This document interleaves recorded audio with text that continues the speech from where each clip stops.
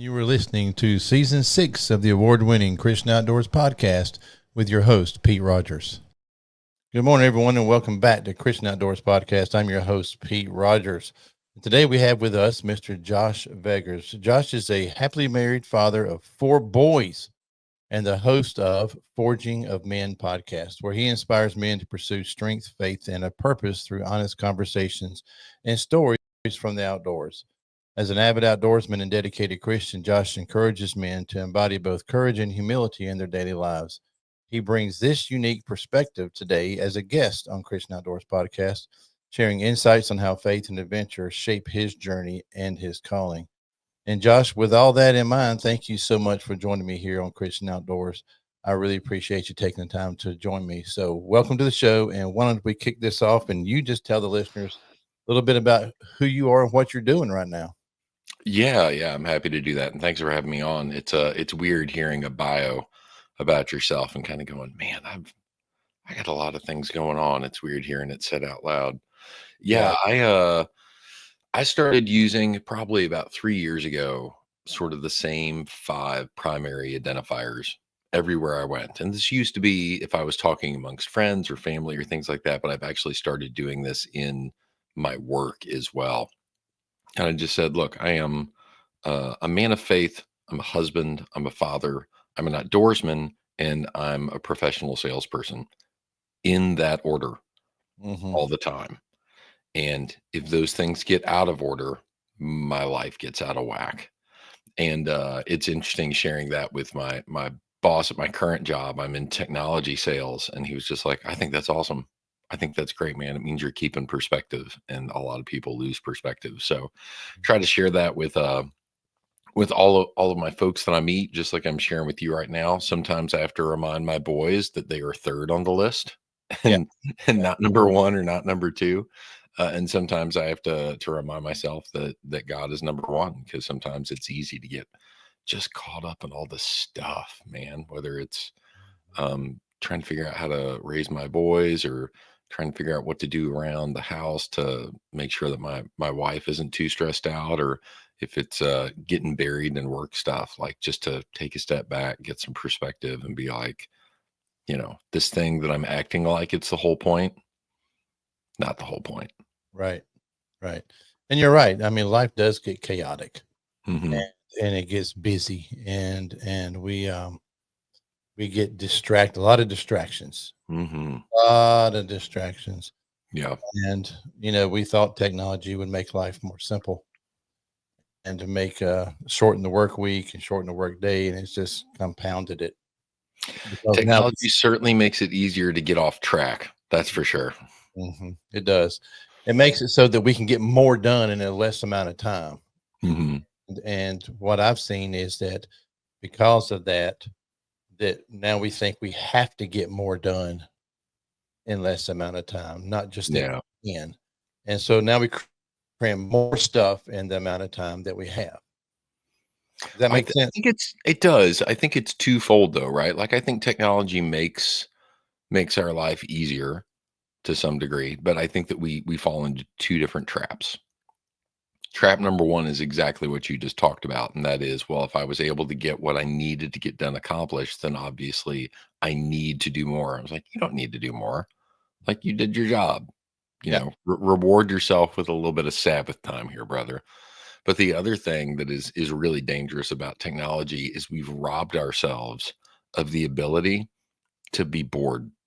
Yes. Like we've taken away the desire to just like sit in silence with our own thoughts and to be creative and to think about things. Part of the reason I love the outdoors, and in particular hunting out west, is that I go into areas where my phone's pretty much a digital map, and that is it. It serves no other purpose other than me knowing where I am and where I need to get to, and that's all. So when we're taking, an afternoon break after chasing elk all morning and having had a hot meal for the first time since the day before, like it gives me the opportunity to sit and instead of scrolling through Facebook reels or how to YouTube videos on how to change the brakes on my truck, Yeah.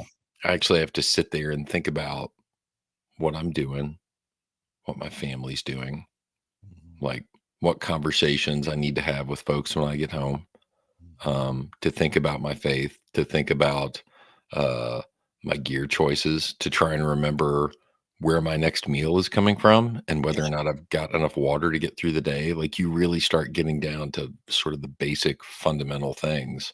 And Mhm. we just don't do that anymore. Like Yeah. we take out a phone and we decide that scrolling is the proper way to fill that time that we have freed up for ourselves by using technology. So yeah, it's a two-part trap, man, and most folks fall into one or the other. Yeah. I think you're very right with that. I'm going to echo that point is when I'm in the woods doing things very similar, I try to, I'm not always successful, but in addition to thinking about these other things that you were saying, is just soak up where I am. I live Mhm. in South Carolina. I don't get out west very often. So being on that mountainside and looking at this creation that I don't get to see very often and just Mhm. soaking it up and like don't just look at the other hillside across the valley and look down through the valley. Notice the trees, notice the fall downs, notice the boulders, notice the Mhm. wildflowers that are coming up. Just soak it in that moment and to enjoy what God created that we get to enjoy. Mhm. And for me, that's what I like to do. That's how I decompress when I'm out like that. Even if it's in a deer stand here in my local state, it's just trying to soak up the moment. Watch the rays of sun come down through the trees and how it Mhm. lights up, how the first animal starts scurrying around. I like to turn my phone off or put it on airplane mode when I'm in the deer stand. um, I got I got a couple of buddies that I've hunted with, and if you don't do that, they're blowing your phone up the whole time you're trying to hunt, and it just annoys me to no end that I'm getting Yeah. text message after text message. You seen anything? How's it going over there? I saw two does. I'm like, dude, just let me enjoy my hunt. You know. Yeah. Everyone, this portion of the show is being brought to you by the most complete first aid kits on the market today. Jump Medic first aid kits are designed by paramedics and EMTs and have everything you need for simple cuts and bruises to full triage in the field. As outdoorsmen and women, we know this not if, but when a medical emergency will occur in the backcountry. And having a proper first aid kit is essential to get you out safely so you can get the proper care that you need. And you cannot go wrong with the Jump Medic kits. Learn how to find the kit that you need from jumpmedic.com. That's a good point. Is the thing about technology is it has an off button. Mm-hmm. And I think of all the pieces of technology that we've got that are underutilized, the off button is probably the one, whether that's the form of a true power down or just putting it into airplane mode. I don't need to be posting Instagram stories from the deer stand. Like if you see something you want to take a photo of, do that. But like wait till you get back in the truck or your home or something like that. Like don't rob yourself of enjoying the moment Right. right there in that very precious space and time because man it's limited. You and I both know like that season goes by in the blink of an eye and you look back and you don't want it to be a season of man, I wish I'd done this or I wish I had spent more time doing the other. Like invest in it right there in that moment. Yeah. And not to even mention the fact that if you're staring at your phone, you're missing animals walking around. Oh yeah. Yeah. Yeah, You're and not gonna miss just your deer target for animals, but, animals. like, Yeah, cool stuff, like, yeah, every time I go out, I see something that I'm like, "Okay, that made it worth it." Like, I had a hunt a few years ago, I was in the stand super, super early, um, I had a buck that I'd kind of been working on trying to figure out a pattern, and this stand wasn't necessarily where he was gonna be, but it was gonna give me visibility to a large area where I could try to figure out where he was yeah, getting in and out, yeah. and I was sitting there and in the pre-dawn darkness, and I don't remember if it was moonlight or maybe there was just enough light reflecting off the clouds from the city or what. But I saw what I figured out after the fact was a really large owl come scooting across the field at like maybe a foot and a half above the grass. I Yeah. mean, just above the grass and then disappear. He flew, I'm trying to think the length of that field. He probably flew where I had visibility to him for like 150 to 200 yards Oh, that's in cool. complete silence and just hauling, dude. It was like a stealth bomber, just Yeah. and it was gone. And it actually took me until probably 45 minutes or so into sunrise when I heard it hoot that I put the pieces together. But I sat there in the stand for a while going, what in the world was that? Because it was so close to the ground. I thought it was like a coyote or a fox or something like that. But coyotes and foxes don't hold motionless, it seems like, moving almost 40 miles per hour with Yeah. with nothing. I was just like, what just happened? Did I just see a ghost? Because that's freaking me out a little bit. And I went, oh, it's an owl. Yeah. Like, I got it. Yeah, cool. That was really awesome. Like, I've never seen that before. Yeah. And that's one of the great things about being out in creation is you see things that you wouldn't see if you were at home in your chair. You get to Yeah. experience things like that. We all have stories like that if you spend any time in the woods, owl stories or hawk landing on the limb right Mhm. above your head, or watching a fox feed its pups early in the morning, or things of that nature. It's just Yeah. all these cool things that we get to see. D Um, Question, do you film your hunts at all or any of no, that? mm, I So I started filming my hunts years and years ago, and, I had a microphone on top of my camera, and it had one of those, like, pop filter windsock things on the top that just a don't. gray fuzzy mess. Mhm. Man, I had a great horned owl that thought that was a squirrel, Came at He and came at it. about landed on my head.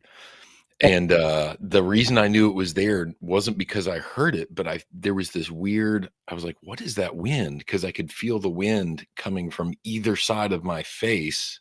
I was like, "That's not like wind moves in a singular direction. Why am I Right. feeling wind blowing on both sides?" And then I just caught a little bit of movement out of my peripheral, and I looked up, and about a foot over my head was this owl just hovering because it had gotten close enough that it was like, "That's not a squirrel. I thought that was gonna be a squirrel. What's going Yeah. on?" And then when I looked up, it saw my face and perched maybe 4 yards from me Oh, that's so cool. and just hunted the field. And it was looking down at the field, and every time I would move in the stand or make any sort of sound, it would whip its head around and look at me and just be like, "Shh." And it would get Yeah. back to doing its thing, and I was like, "Alright, clearly I am the second-rate hunter in this scenario. This dude is dialed in." Yeah. Super cool. They are some of the best hunters out there, and owls. Mhm. And the thing is, they do most of their work at night, so we don't get to see them do their Yeah. thing, right? It's an amazing creature. Let's talk about your podcast and how did it get started, and what it's all about. Yeah, the foraging of men was something that I sort of hatched a couple of years ago, and it came from the fact that I had so many other friends and acquaintances that were also fathers of boys who were meeting my boys who were my oldest just turned 18 in January, so we're getting ready to push the first one out of the nest, but 18, 16, 12, and 10. Okay. And they're looking at these well-formed young men that my 18-year-old's version of going to therapy is he goes in the backyard and he splits wood. My 16-year-old is a national level competitive chess player. Oh, My wow. my 12-year-old's a wrestler. My 10-year-old is this man, just this weird combination of like an engineering brain, but also loves to cook. And so just this really interesting cross section of male attributes that are manifesting themselves across my boys across the board. And they all love spending time in the outdoors. We actually just got back from about a week and a half long trip out in the canyons area of the West where we were doing, riding horses through Bryce and creek stomping through Zion and rock scrambling in the Grand Staircase Escalante area, and they just thrive in these outdoor environments. And um, I had so many folks ask me how are you doing this? How are your boys growing into the young men that they are becoming? And I got asked the same questions over and over again. And it was people who I was like, well, I take them camping and I take them hunting, and we're doing some fishing this week, and we're learning how to sharpen knives. And um, they they're all like, "How do you like?" Where I've never done these things before. Like, it was strange to me to talk to a 40-year-old man who'd never been camping, Yeah. never spent a night in a tent. And so, the mission statement of the Forging of Men is equipping fathers of boys to raise their sons into the next great generation of men through faith, fitness, and outdoor adventure.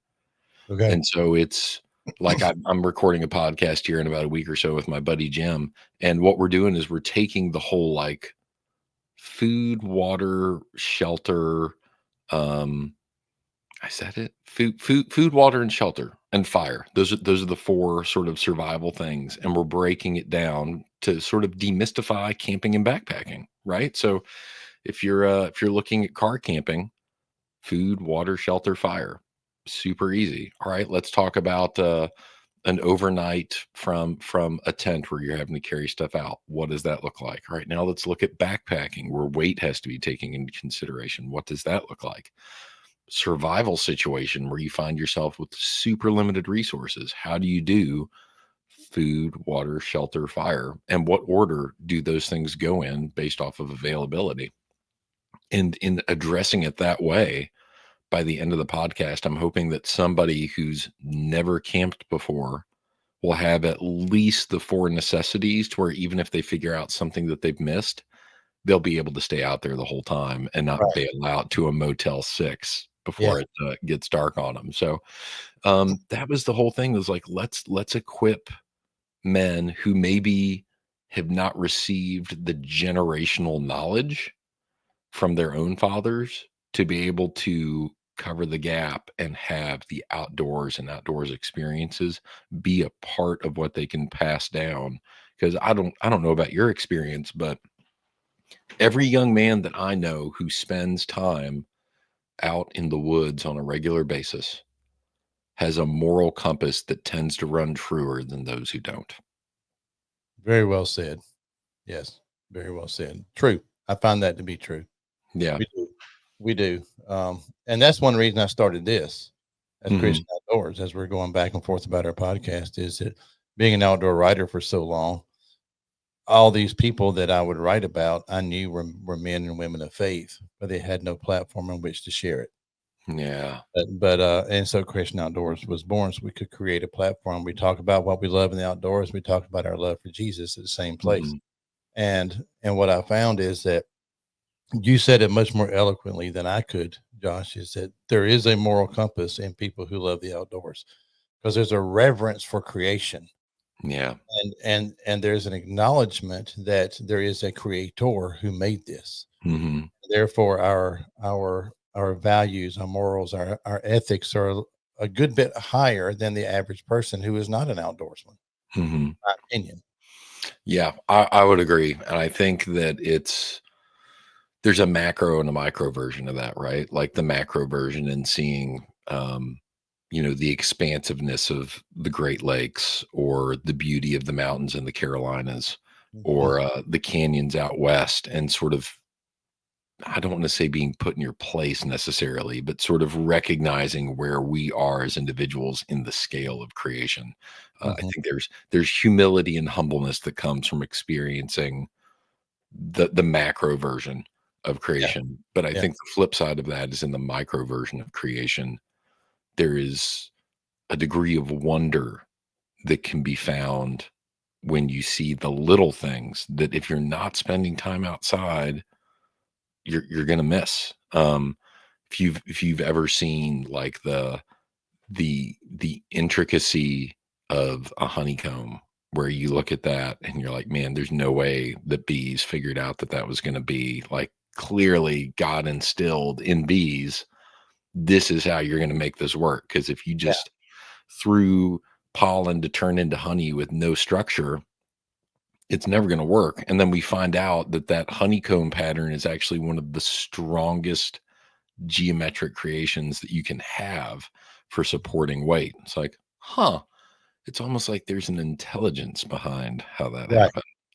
right. Um, I remember being on a deer hunt and hearing rustling behind me and trying to figure out what was going on because it was pretty loud. And I finally got around my tree enough to be able to see, and there was a possum climbing up a tree with a big wad of leaves wrapped up in its tail. And Oh, it was a cold day. It was like 15 degrees. I was like, "What is that possum doing?" Went up the tree, got to the hole in the tree, crawled in, and then plugged the hole with that wad of leaves it was holding in its tail. no, that's a cool thing to It's like, witness. "Man, that's cool." And it's those little micro moments that if you're not out there to see it, you're never gonna appreciate. Well, I'll give you one more example, and then we can move on. I was hunting a buck. Actually, he's right there. I ended up killing him later that day. But there was a buck that was crossing the field in front of me, and I'd never seen a buck behave this way before. It was so strange because he was like clearly cruising on a mission. I grunted at him, I rattled at him, and he got to the opposite hillside and was about to walk into a food plot that was up there. And as he was walking up the path, he walked up the path and then he turned and walked back a little bit on the path. And then I've never seen a deer jump this way before. He jumped like up and sideways, not over anything, just off of the path and into tall grass, and then jumped the fence and was gone. It's like, what the heck? Like, why would a deer, I don't understand. Like, why would a deer walk up, walk back, jump sideways? Like, that's not the path of least resistance. And there's supposed to be a path of least resistance animal, like most animals are. About 5 minutes later, the neighbor's dog came peeling through the property, nose down, tracking this deer.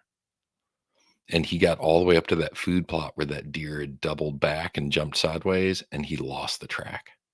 Mm. Like, he hit the end of where the deer had started doubling back, and he went back and forth and back and forth, and he could not figure out where that deer had gone because that deer had cleared 8 feet laterally before he hit the ground again. I was like, "Oh, this is not this buck's first rodeo." That's really Like, cool. that's a crafty old deer right there. Yeah, It was that's how they really get neat. big. That's how they get big. Yes, sir. Yes, sir. Yeah. He didn't get any bigger than that. He hit the I tell you what got him is that rattling, because that was the thing that whipped his head around, and then he jumped and bailed. But about an hour after that dog had left, he came creeping back, and I ended up double lunging him at like 15 yards. My first mature buck with a bow. It was a really cool experience. Nice, nice, nice. Isn't it funny that and non-hunters don't understand this, that we can go back to any hunt in our lifetime, Hmm. remember every little detail about it.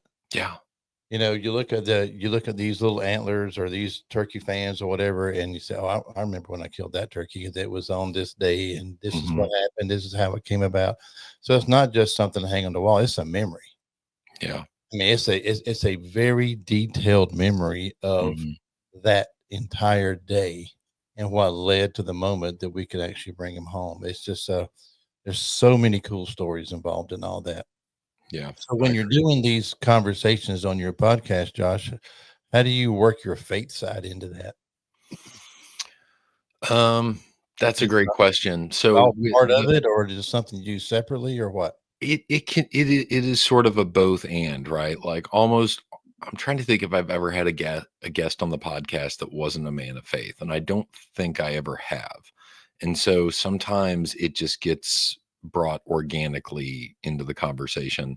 Sometimes we really are focused on the practicality side of things as well, right? So if it's a fitness side of what we're talking about, we're usually talking about just the discipline and getting over the starting friction of trying to be in better shape. And I think that as dads, who hopefully someday will also be around to be grandfathers, like, the investment that we make in our strength and our bones and our muscles and our health now ensures that we can be engaged grandparents later. Because I know my two grandfathers, I had one who was not super active in his middle age years because he was a scientist, so he was indoors a lot working on that stuff. And then I had a grandfather who was a construction guy, and so he was using his body all the time. Um, and my grandfather that was on the construction side of stuff was also the outdoorsman, and he was able to be present and participate in the things that I wanted to do as a kid. Whereas my grandfather on the other side was able to share a tremendous amount of knowledge, but we weren't able to share a lot of experiences. And Okay. the way that men traditionally connect isn't face to face through conversations. It's shoulder to shoulder through activities. Yes. And so, even though I got to spend less time with my grandfather who was on the construction outdoor side of stuff, I felt more connected to him in a lot of ways because we did more things together. Yeah, that's well said. As somebody whose grandfathers were both deceased when I was born or very Mhm. shortly thereafter, I didn't have grandfathers or mentors in the outdoors. And none of my friends, I mean, they had grandfathers, but it's not like they impacted me at all. And my Yeah. dad was not an outdoorsman at all. And it's funny because I've had several fitness people on the show, and I have gone the record to say no one hates working out more than I do at all. I Yeah. despise it. I do. I don't enjoy anything about it. Mhm. But I have a very active job. My real job is with the USDA, and I'm very active in my job. But I'm also knowing that I want to retire soon, next year or so, Right. and in order to stay active, because my job will go away, and that was my main activity. Mhm.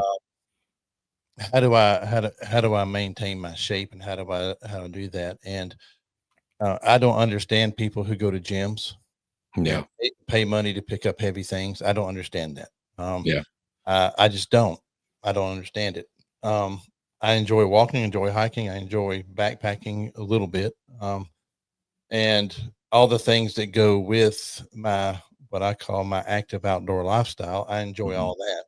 But as far as working out, you would think to extend life and to be healthier would be a good motivator, Yeah. but it's not for me.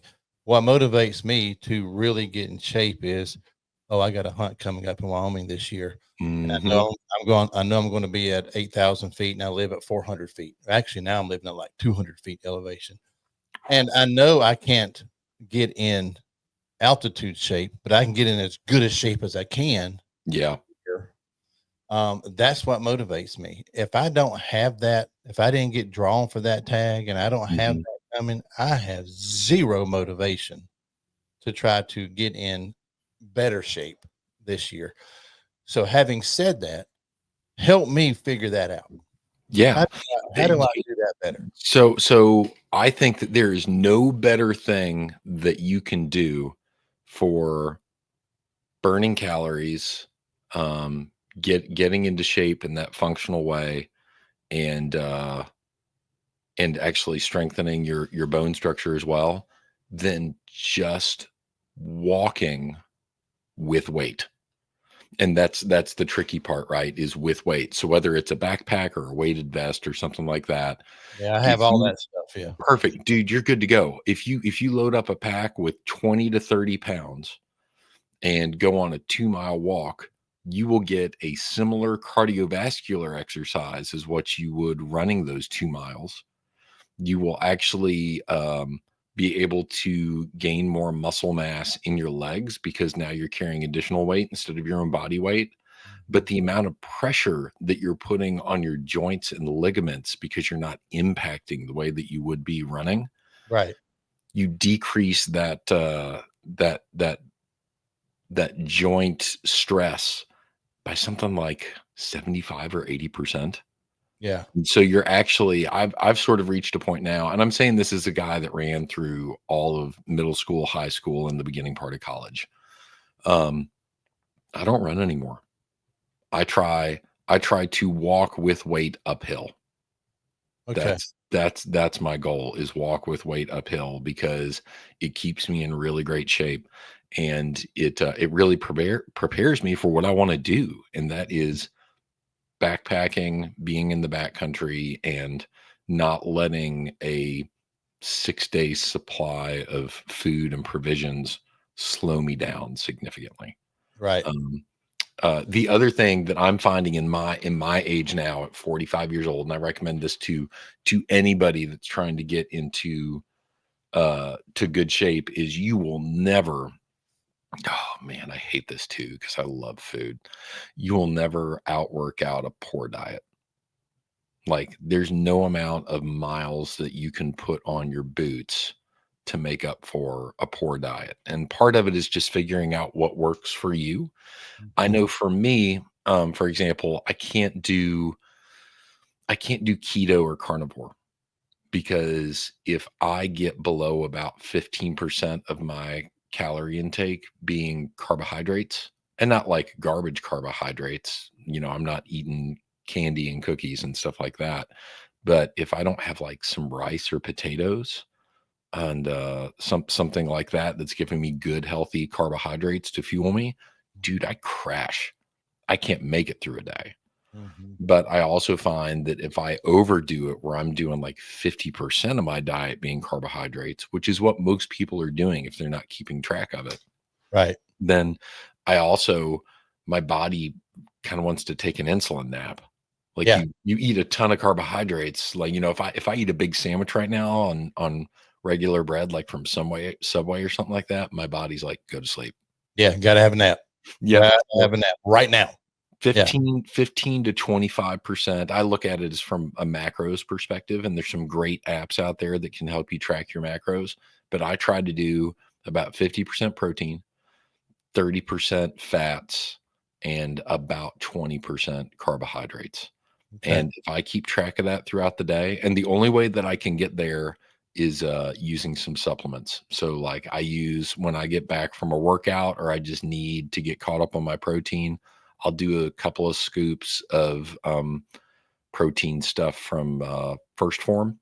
Like, Mhm. my favorite right now is I've got salted peanut butter, and I also have a thing of strawberry. So if I do salted peanut butter and strawberry, it's kind of like having a peanut butter and jelly sandwich. Mhm. Nice flavor. It sits well in my stomach. I've tried some other protein supplements in the past, and man, sometimes it just tears me up. And I've never had a problem with that with the First Form stuff. Yeah. And so if I'm making sure that I'm getting good calories in, and that those calories are, for me at least, my macros are 50% protein, 30% 30% fats, and then 20% carbohydrates. And then the trick, this is the hardest part. Actually, I actually put up a video about this, and people were one guy in particular was a bit taken aback by it, as I was like, stay active, eat right, and be consistently consistent. And Mhm. number 3 is the hardest one. I get it. And the one of the guys responded to the video, and he's like, "Man, that's not super helpful. That's like telling fat people that if they just walk more and eat less, that they're going to get thinner." I'm like, "They will." They like, Absolutely. dude, that's all it takes. That's all. You just can't do it for a week and then quit. Yeah. Like, my fitness journey, I can honestly say that I am the strongest now I've ever been in my entire life, and I'm including my teenage years in that. Mhm. But it took me about 2 years to get here, Yeah. and 2 years of working out 3 to 5 times Yeah. every single week, and not in a I wanna be bigger kind of way, but I wanna be functional. Yeah. I can put on a 60-pound pack now comfortably and hike. I Yeah. can draw my 70-pound bow pretty effortlessly, and I can hang with my kids when we're playing basketball out in the driveway. Yeah. Like, Yeah. to me, that's the point. And so it's figuring out that why, and I think you've got that, right? Like, you've Yeah. you've got a Wyoming tag that's kinda hanging over your head right now at what, 8,000 feet, 9,000 Yeah. feet up? Yeah. Like, Yeah. If that's I a move big it. why, right? Yeah. Yeah. But if I don't, like, I didn't draw this year, Yeah. right? And I just had rotator cuff surgery, Ooh, so that's a I tough can one. barely move my arm. So I didn't even apply for tags for this year. I Mhm. just bought points because Bought points. I Smart knew man. my shoulder was gonna take 9 months to recover.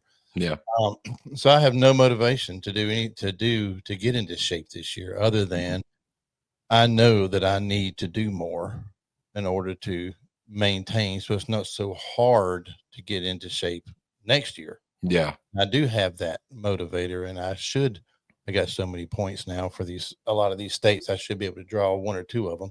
That's Right. awesome. But for a lot of guys, see, I'm 61. Mhm. So and we know the older you get, the harder it is to get into shape and to stay into shape. And what I've Mhm. noticed, and this may not be an epiphany for you or for other fitness geeks out there or people, I didn't mean to call you a geek there, but No, go for is it, man. I'll own it. the thing I've noticed that I'm losing is flexibility and balance Mhm. more than anything else. And this Yeah. is from somebody who is an active person, is stretching is vital because you lose that flexibility. I mean, it just goes no matter Yeah. what, it just goes because of age and balance. And I was asking my therapist the other day, when can I start back hiking? Because they said Yeah. no hiking, no anything, because the risk of falling and Yeah, hurt messing up that your shoulder. rotator cuff. Yeah, Don't yeah, do that. I know. And so I asked the other day, I said, when can I start hiking? He said, you can now on level ground and what do you call it? Like pavement. And nothing Mhm. bores me more than walking a sidewalk or a road. I got to get out in the woods and hike a trail.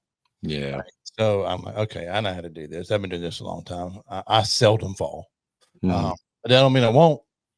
Yeah. Just make sure and turn this way if I fall instead of on the way down. Turn Yeah. that way, you know. Um, but it is hard for me to get motivated to do stuff like that. Other than I also can't just sit in this chair and do this all day. I have to get Mhm. up, do something, Yeah. and do something physically. I gotta go sweat. I gotta go be active in some kind of regard. Um, I tell you, it's been tough. I had my surgery May 7th, and I haven't been able to do anything because Yeah. of the risk of further injury, right? Now, having said all that, uh, my listeners know how I feel about fitness and how hard it is for me and all that kind of stuff. Mhm. So I don't want to berate that. So there goes Pete again. But I hear what you're saying, and I like what you're saying. Mhm. On the supplement side, I find it to be extremely expensive generally. Mhm. Yeah. And when talking to my doctor about it, I was talking to him about using some peptides to help my shoulder get to Mhm. heal quicker and stuff. He said, I tell people now this is just one doctor's opinion. He Yeah. said, you're just creating very expensive urine. That's all you're doing. It's not really doing anything. It's just making your pee more expensive. And I'm Yeah. like, Yeah. Most doctors are citing a study that was done a number of years ago.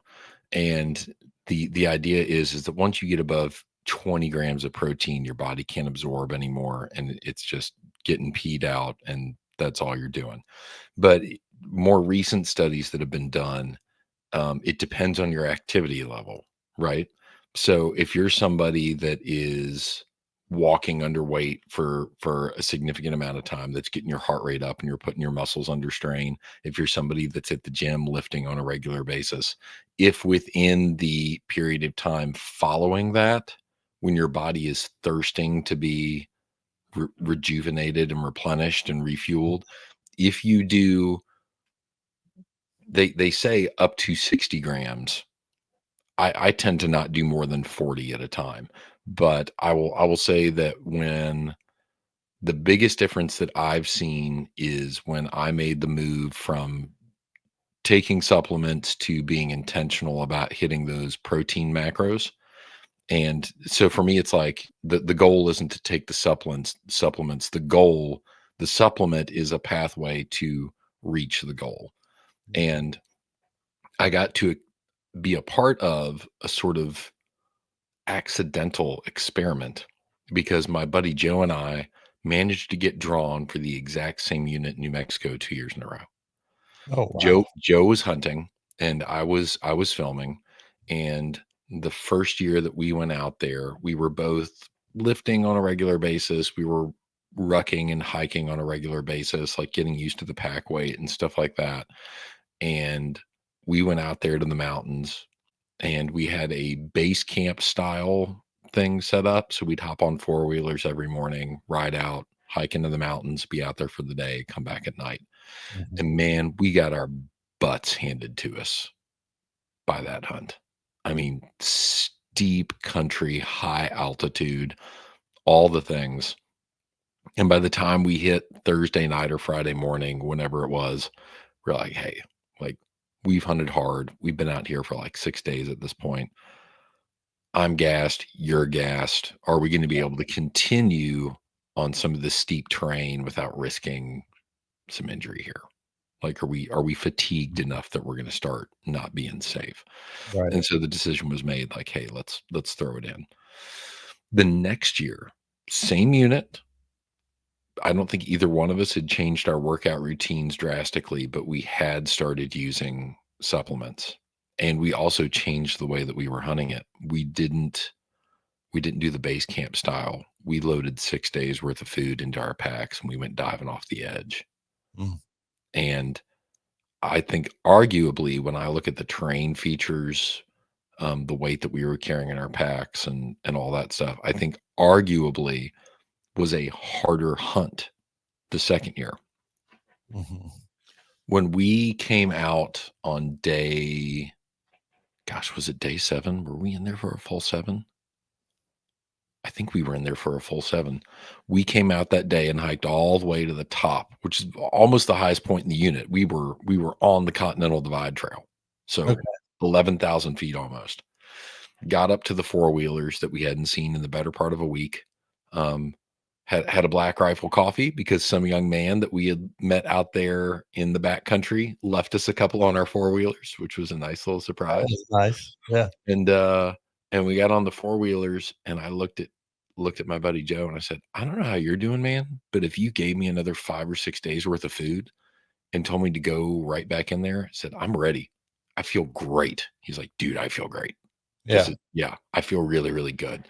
And it was interesting to have this moment of same unit, arguably more difficult terrain, definitely less, like our sleeping arrangements weren't quite as nice because we went from having like cots and big pillows to where we had backpacked in, Mhm. and we felt amazing. And Yeah. I do think that there is a balance there, right? Like guys that are trying to get in 300 grams of protein a day and they're taking in protein 60 to 80 grams at a time. It's like, man, there's only our biology can only absorb so much. Right. However, I do think there's something to be said for easing into it and trying to figure out what works for you. And so I know it took me a little while to arrive at this particular brand works really well for me. And I see the best results when I'm taking in 40 grams of protein at a time. Okay. All right. And it's an experiment that is different for each person, but I think start with 20 and have that replace some of your protein and calorie intake for the day, and try to I know that for me, my maintenance calories are right around 2,000 calories a day is what it takes just for me to survive as a human being and do the active level that I am. And I feel better when I'm filling my whether it's with supplements or just good food. If I'm fueling well, then I have better output. It's Yeah. like That makes if you're gonna buy a sports car, don't fill it up with kerosene and then be right. disappointed when you're not getting Right. the performance out of it. Yeah. You can't eat 3 Big Macs and expect to feel good when you get through doing stuff. Mhm. Right. Right. Yeah. And, Moderation. yeah, and I don't eat fast food at all. So good. Yeah. I I just will share with you before we move on the most impactful fitness experience I've ever had, and it was actually with one of my boys, and it was about a year and a half in, and it was, my 12-year-old. I think he was 10 at the time, and he was throwing Frisbee out in the yard, and he got it stuck up on the roof, and he was looking at it. He was like, "Hey, just can you just get a broom and just, like, push it down off of there?" And I'm looking at it and was like, "Dude, that's like, it's way up on the roof." He's like, "No, it's on the edge. It's right there. It's right next to the gutter. I can see it." I was like "It's like 3 feet up past the gutter, kiddo. Like, even if I had a broom, I don't I don't think I can get far enough up on the roof. I can get to the edge of the roof, but I can't get far enough up." And we went back and forth, and I realized that from his little 3 foot off the ground, the way that he's seeing it is at an angle where it really did look like it was right on the edge. And I was like, look, Right. let me lift you up so you can see what I'm seeing and you'll see where it's at. And so I bent down and I got him underneath the armpits. And, our kids reach an age where we don't pick them up as Oh, often yeah. anymore. Yeah. And for him being at 10 and he's a dense little dude, right? So he's, 60, let's see, wrestling that year, I think he was weighing in at like the 63-pound weight class or something like that. And so I braced to lift him up and lifted him up. I about launched that kid into orbit. Oh, Like I had gotten so much stronger in the year and a half gap and lift him up and he looked and he's like, "Oh yeah, you're right. It's far back there. We'll have to figure something else out." We ended up getting a rope and throwing it up there. But I had this moment of I'm able to have less stressful, more meaningful physical interactions with my kids mhm. because I'm physically stronger. Right, Like right. it makes me being stronger makes me a better dad. Yeah. I get And that. It does. It yeah. does. And hopefully that'll translate into me being a more capable present grandfather at some point Yeah, as well. I yeah. mean, my I my got oldest is getting married next year, so we're yeah. on that path.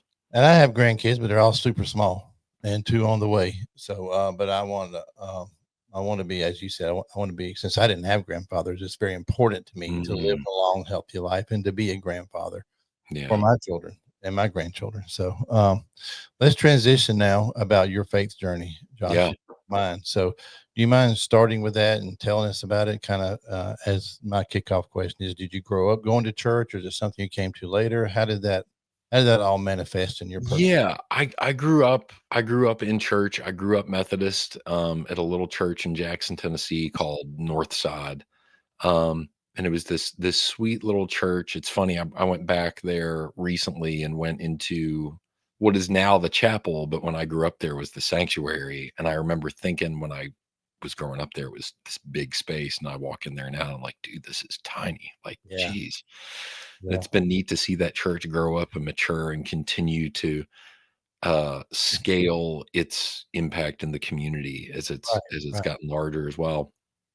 Um, I was very fortunate in the fact that, my parents equipped me to when I expressed interest in music, they were able to say, "Okay, let's figure out how to make that happen," and they got me piano lessons, and then I started teaching myself guitar from that, and so I think it was 8th grade, the youth minister at the church approached me and was like, "Hey, we wanna start this youth praise band.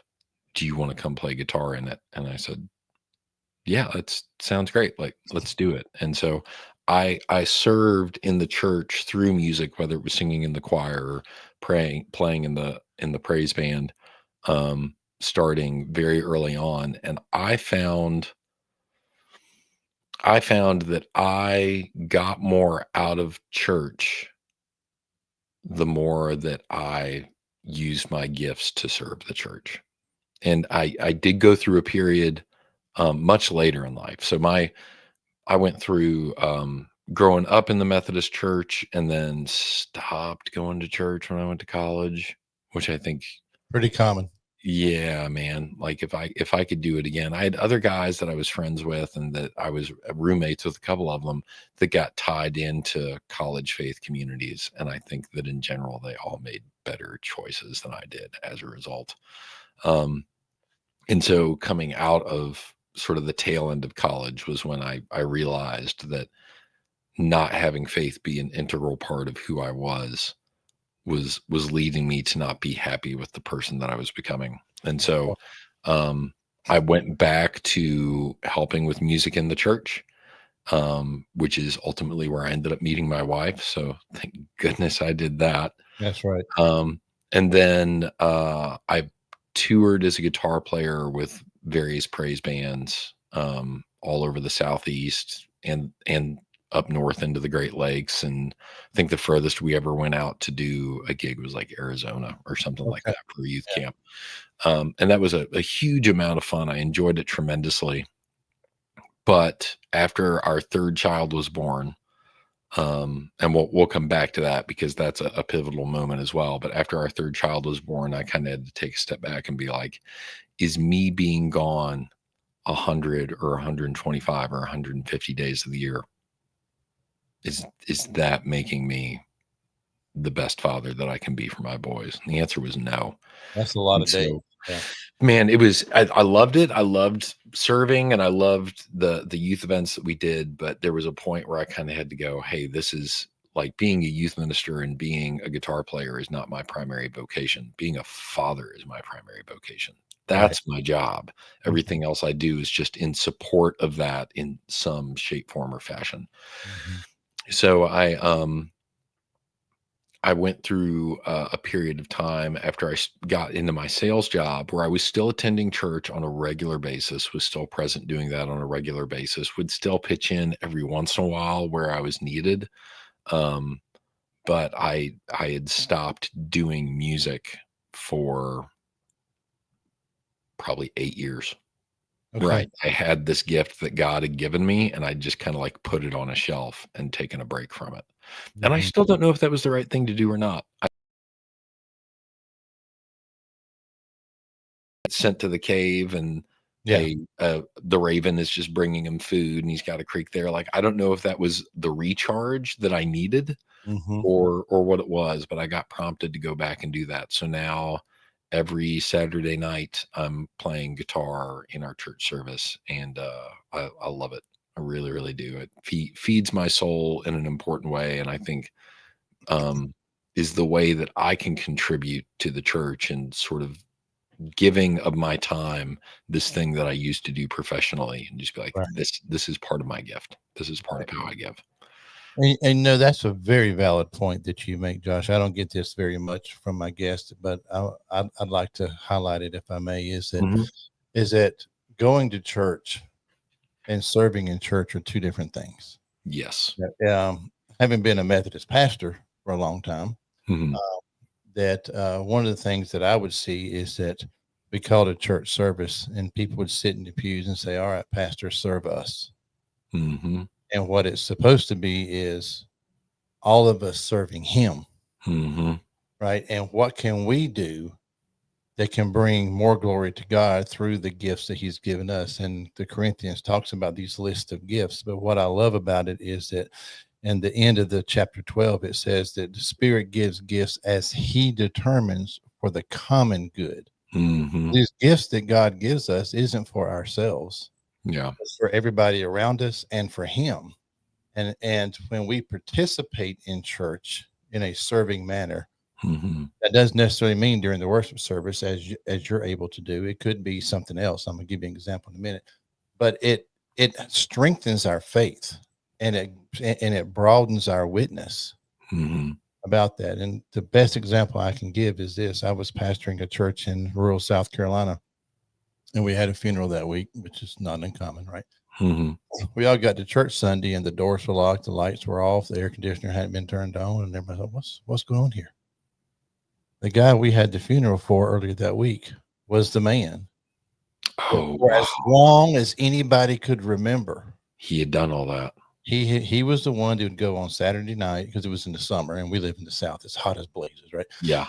Uh, he would go on Saturday night and he would turn the air conditioning on, set the temperature. He'd be there, and I'd get to church at 6:30, 7 o'clock. The doors were already unlocked, the Mhm. lights were already turned on.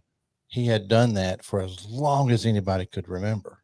And this Mhm. guy was in his late 80s, right? So for 60 plus years, he had been doing this, and nobody noticed it until it wasn't there anymore. Yeah. But his small contribution made a significant impact on the way that we worshiped. Because that morning it was hot as blazes in church. It'd been I a good bet. time to preach on hell right there. A good one. It was hot as blazes, and it just hit everybody, not just me. It hit everybody that we can do these little things and Mhm. make a big impact. And I've seen that a lot of people in church think, "Well, I can't sing like me. I have no music talent at all. So, Yeah. I can't sing. I can't play anything. I can't. I'm not that great with small children as far as working in nursery and all that kind of stuff. But there's something I can do." Like Joe did, he turned the lights on and turned the air conditioner on so that everybody could worship comfortably. Mm. There is something you can do. That's what I'm saying to the listener. There is something you can do that may be behind the scenes. It may not be recognized by anybody, but it makes a significant impact. And when you can contribute to your church family, Hmm. it strengthens your witness, and it also strengthens your faith that you are doing something for the kingdom. Yeah. Yeah. Yeah. I think that there's this idea in a lot of people who attend church, people who are Christians, who are spectators to the faith. Mhm. And Jesus calls us not to be spectators, but to be participants. And Mhm. that's tough. And I think it's daunting. I think it scares some people. I It think does. like what in the world do I have to offer that is going to be good enough or important enough or impactful enough? And I think a great place to start is like, what are you good at? Mhm. Like what comes naturally to you? Mhm. And then how could I use that to contribute to the kingdom? Mhm. And I think if you start with yourself, like, what am I good at? What are my natural tendencies? The reason you are good at anything and the reason you have any of those natural tendencies is because God made you that way. Right. So I think your friend Joe that you're talking about, he's just like, hey, I'm an early bird. Like I can't help it. I'm a 5 a.m. guy. It doesn't matter how much sleep I've had. It doesn't matter what I did the night before. At 5 o'clock in the morning, my eyes are open. Mhm. How can I use that? Well, I guess I can go to the church, make sure the doors are unlocked, make sure the Yeah. lights are on. Like simple things like that, that I think would be overlooked as an opportunity that somebody said, I can do that. Yeah. I can definitely do Absolutely. this. And that's my point is that there are so many things that go on behind the scenes Hmm. that make a significant impact. They do. Yeah. They just do. Wow. Josh, it's been a great conversation. We're about to our time limit here. I don't have a hard time limit, but I like to keep it about an hour, and we're Yeah. almost there. Is there anything else that you'd like to add? And then tell people how they can find your show and find you on social media and all that kind of stuff. Yeah, you can find me, just do a search for The Forging of Men on whatever, podcast streaming platform you'd like to go to. We're on Spotify, we're on Apple. We're about to start uploading things to YouTube as well, but right now, Spotify, Apple, Amazon, those are the 3 easiest Yeah. places to find me. You can also find the Instagram page for Forging of Men, at Forging of Men, super simple. Yeah. And then myself, I'm Josh Vegors is a pretty unique name, so you can find me pretty much anywhere just by searching that, and I'll pop up right away. Okay. I think my closing thought would be to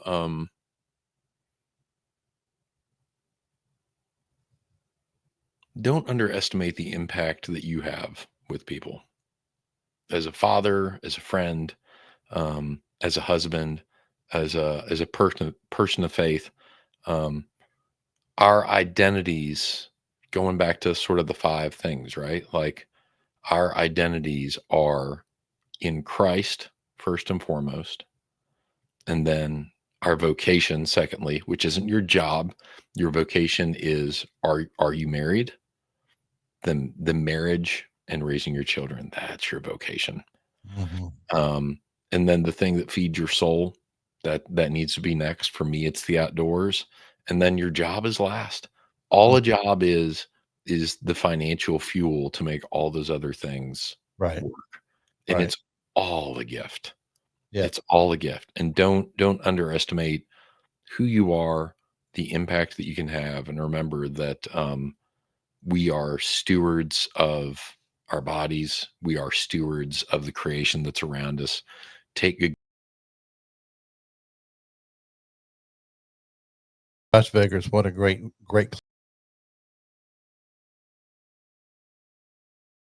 Yes, sir.